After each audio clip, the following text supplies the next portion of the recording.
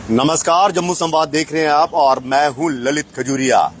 क्या इन संसदीय चुनावों में गुलाम नबी आजाद एक अहम भूमिका निभाएंगे, या फिर यूं कहें कि गुलाम नबी आजाद ने अपने पत्ते खोलने से पहले ही एक बहुत बड़ा खेला खेल दिया? जी हां, दरअसल जिस तरह से उनके बयान आ रहे हैं, उन्होंने साफ इशारा कर दिया है कि वो खुद तो चुनाव नहीं लड़ेंगे, लेकिन हां इतना जरूर है कि डीएपीए की जो डैप जो पार्टी है उनकी, उसकी तरफ से वो अपने नुमाइंदे खड़े करेंगे।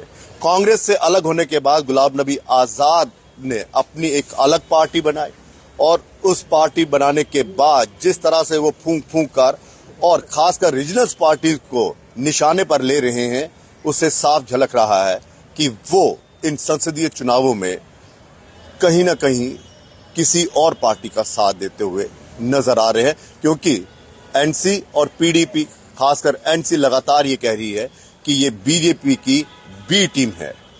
आरोप प्रत्यारोप का दौर शुरू हो चुका है, लेकिन इसी बीच उन्होंने एक ऐसा तुर्क का पत्ता जो है वो पेश किया, ऐसा खेल खेला कि सबको चौंका दिया, खासकर कांग्रेस पार्टी को, क्योंकि जीएम सरूरी को उन्होंने कठुआ, डोडा, उधमपुर वाली सीट से अपना प्रत्याशी के तौर पर घोषित कर दिया है। वो डैप की तरफ से चुनाव लड़ेंगे। कितना असर पड़ेगा इसका इन चुनावों में भाजपा, कांग्रेस या फिर एनसी पर, इसी पर बातचीत करने के लिए हमारे साथ वरिष्ठ पत्रकार पवन शर्मा जी हैं। राजनीति को बहुत करीब से देखा है, कई चुनाव इन्होंने कवर किए हैं, इन्हीं से हम बातचीत करेंगे। सर, क्या वाकई खेला हो गया है या फिर इस खेले के पीछे भी कोई रणनीति है? देखिए, पहले 2 दिन पहले हमने एक डिबेट की थी, उसमें मैंने कहा था कि हर राजनीतिक दल अपने अपने पत्ते अपने समय पर खोलेगा। गुलाम नबी आजाद कांग्रेस के कद्दावर नेता थे, जम्मू कश्मीर के मुख्यमंत्री रहे हैं, केंद्र में मिनिस्टर रहे हैं। कांग्रेस के भीतर उनकी पकड़ थी। जम्मू कश्मीर के अलावा भी जो बाकी राज्य हैं, वहां पर भी गुलाम नबी आजाद का एक दबदबा रहा है। ठीक, कांग्रेस को छोड़ दिया, अपनी पार्टी बनाई। पहला चुनाव है, पहला चुनाव भी बड़े लेवल का है, लोकसभा का चुनाव है। कैंडिडेट खड़ा कर दिया जीएम सरूरी। किश्तवाड़, डोडा, भद्रवाह, इंदरवाल, ये जो 4-5 विधानसभा क्षेत्र हैं इस बेल्ट के, वहां पर गुलाम नबी आजाद का बोर्ड है। सरूरी मंत्री रह चुके हैं जम्मू कश्मीर के, और साथ ही सरूरी का भी अपना एक मजबूत गढ़ है इंदरवाल और आसपास के इलाके। बिल्कुल बिल्कुल। इसका असर किसको पड़ेगा? यही तो समझ है। भाजपा को कोई नुकसान नहीं होगा अच्छा, इसके खड़े होने से, क्योंकि इस बार जो भारतीय जनता पार्टी लोकसभा चुनावों में आ रही है वो पहले से ही क्लियर है। जम्मू और रियासी, उधमपुर, डोडा, कठुआ, दोनों जो सांसद हैं वो हैट्रिक मारेंगे, जुगल किशोर भी और डॉक्टर जितेंद्र सिंह जी। हाँ, आप कैंडिडेट खड़े करोगे अलग अलग, आप एक तबके का वोट तोड़ सकते हो, एक पार्टी का वोट कम कर सकते हो। भाजपा पे इसमें कोई फर्क नहीं पड़ेगा। कांग्रेस को नुकसान हो सकता है, कांग्रेस कौन सा कैंडिडेट लाती है, लेकिन अगर आप बात करोगे डॉक्टर जितेंद्र सिंह की, 2 टेन्योर उन्होंने उधमपुर, डोडा, कठुआ कॉन्स्टिट्यूएंसी में जो बिताए हैं, मुझे नहीं लगता कि उनको कोई हरा सकता है इस बार, क्योंकि जिस तरीके से, जिस प्लानिंग के साथ, अगर उनके दौरों को आपने मॉनिटर किया होगा तो आपने ये देखा होगा कि वो शहरों में कम, बिल्कुल गांव में वहां ज्यादा जाते थे। पंचायतों में, वो चाहे रामनगर की दूर दराज की पंचायत हो, डोडा किश्तवाड़ की दूर दराज की पंचायत हो, और अपने घर में भी कोई दरबार नहीं लगाते। कॉन्स्टिट्यूएंसी के भीतर मोदी की स्कीम्स को लागू किया, लोगों तक ये बात पहुंचाई, वो उसको फायदा मिलेगा, पार्टी को भी मिलेगा, डॉक्टर साहब को भी मिलेगा। गुलाम सरूरी जो है, जीएम सरूरी, वो तुर्फ का पत्ता इसलिए फेंका गया गुलाम नबी आजाद की तरफ से कि जम्मू रियासी सीट के ऊपर उनके पास फेंकने के लिए कोई इससे बड़ा नेता नहीं था। अब सरूरी का होल्ड अपने इलाके में है तो वहां पर उनको उतारा गया है। अब रजौरी पुंछ में भी इनके पास एक कदावर नेता है, उसको वहां उतार सकते हैं, कश्मीर के भीतर भी उतार सकते हैं। जम्मू रियासी में अलग, जम्मू रियासी में इनके साथ जो लोग जुड़े थे, जिसमें बलवान सिंह था, ताराचंद था, वो लोग इससे वापस चले गए, वो कांग्रेस में आ गए वापस। अब जम्मू रियासी में इनके पास कोई इतना बड़ा लीडर नहीं है जितना कि गुलाम सरूरी का कद है अपने इलाके में। तो इस पूरी बेल्ट के भीतर नुकसान कांग्रेस का होगा, भाजपा को कोई फर्क अच्छा, नहीं एक और चीज समझना चाहूंगा, वोट कठुआ की भूमिका निभा रहे हैं क्या?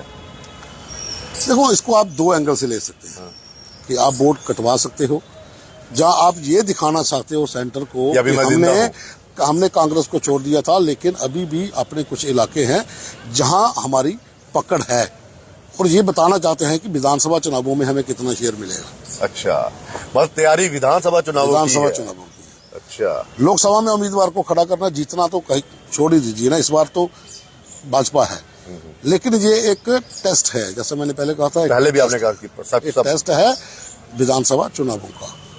तो कांग्रेस को क्या, आपको क्या लगता है इस बार? तो चलो, पिछली बार तो विक्रमादित्य जी ने चुनाव लड़ा, तो कांग्रेस, तो ये कहा जा सकता है कि जीएम सुरूरी जो है वो इन्हीं के वोट काटेंगे एनसी के, या फिर अगर इनका समझौता नहीं होता, गठबंधन नहीं होता, अगर अपने अपने ये लड़ते हैं चुनाव, दोनों पार्टियां अलग से लड़ती हैं चुनाव, कांग्रेस और एनसी, तो ये इन्हीं के वो वोट काटेंगे। देखो, नेशनल कॉन्फ्रेंस का जो वोट बैंक है वो सजाद अहमद किचलू के इर्द गिर्द घूमता है जी, उस एरिया में जी। कठुआ और बिलावर की जो इलाका है, इसका अलग परिप्रेक्ष्य, आप इसको उसके साथ नहीं देख सकते। ठीक। डोडा में अलग है, भद्रवाह में अलग है, हीरानगर में अलग है। इन इलाकों में नेशनल कॉन्फ्रेंस नामातर है। नेशनल कॉन्फ्रेंस का थोड़ा बहुत वोट है पहाड़ी इलाकों में।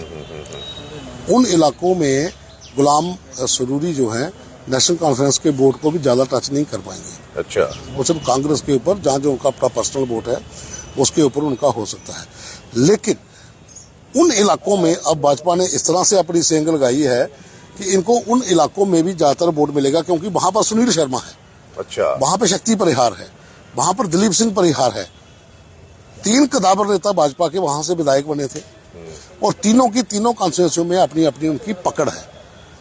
तो ये वोट कटुआ आप कहो, जहां इनको कहो कि मौके का फायदा उठाने के लिए बंदे को भेज दिया कि हम एक टेस्ट कर लेते हैं विधानसभा चुनावों के लिए। लेकिन विपक्ष तो ये कह रही है कि अब तो और भी आरोप लग जाएंगे कि भाई साहब, आपने अपना कैंडिडेट इसलिए खड़ा किया ताकि आप हमारे वोट काट सके और भाजपा को फायदा पहुंचा सके, क्योंकि मोदी जी ने पद्मश्री को सम्मानित किया, और जो भारत के सर्वोच्च उसमें आते हैं।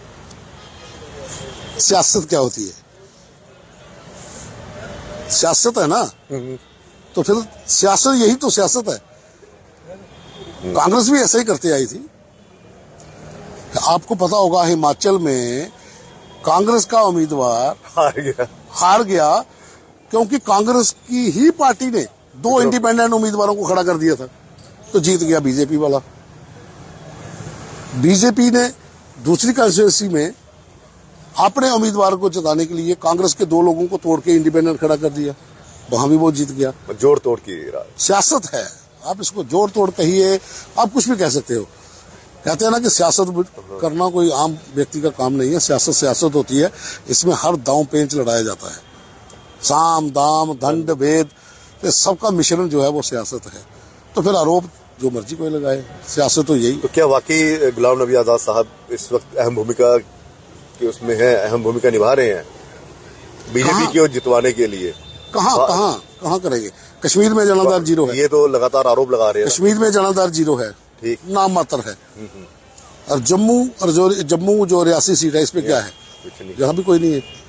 और रजौरी, पुंछ, अनंतनाग पे थोड़ा बहुत है, ज्यादा नहीं, थोड़ा बहुत हो सकता है। ज्यादा इसी में था, क्योंकि यहाँ पर इनके साथ जो लोग जुड़े हुए हैं, जो चाहे सरूरी हो, जहाँ फिर एक मनहास है, जहाँ फिर दूसरे लोग जो हैं, वो जो लोग जुड़े हुए हैं साथ में, उनका दबदबा। चलिए, आखिरी सवाल सर, ये जो आप बार बार कह रहे हैं कि विधानसभा चुनावों को लेकर इनकी ये परीक्षा है, उसी के संदर्भ में ये सब कुछ देखा जा रहा है कि आने वाले विधानसभा चुनावों में ये कहां पर स्टैंड करते हैं। शेयरिंग का मामला है ना, सीट शेयरिंग का। अच्छा, इस बार परफॉर्मेंस अच्छी होगी तो मांग भी सकते हैं ना, 3 जगह पे हमारे बंदे खड़े होंगे, इस इलाके में हमने वोट दिए। किससे मांगेंगे? आपको क्या लगता है? जिसके साथ गठबंधन करेंगे। आपको क्या लगता है? किसी के साथ भी कर सकते हैं। अच्छा, भाजपा के साथ भी कर सकते हैं, कांग्रेस के साथ भी, क्योंकि कांग्रेस के साथ गठबंधन करना इनके लिए कोई नई बात भी नहीं होगी, क्योंकि सारे लोग कांग्रेस से तो आए हैं। बिल्कुल। उनके साथ भी कर सकते हैं, पीडीपी नेशनल कॉन्फ्रेंस के साथ भी कर सकते हैं, क्योंकि ये सियासत है और जम्मू कश्मीर की सियासत पूरे देश से अलग मतलब है। कोई दुश्मन नहीं, कोई दोस्त नहीं। कुछ नहीं, शाम को सब इकट्ठे होंगे। चलिए ठीक है, बहुत बहुत शुक्रिया। शाम को सब इकट्ठे होते हैं, लेकिन इतना जरूर है कि जीएम सरूरी का नाम का ऐलान करना ये बता रहा है कि खेला तो होगा ही। फिलहाल इजाजत दीजिए, नमस्कार।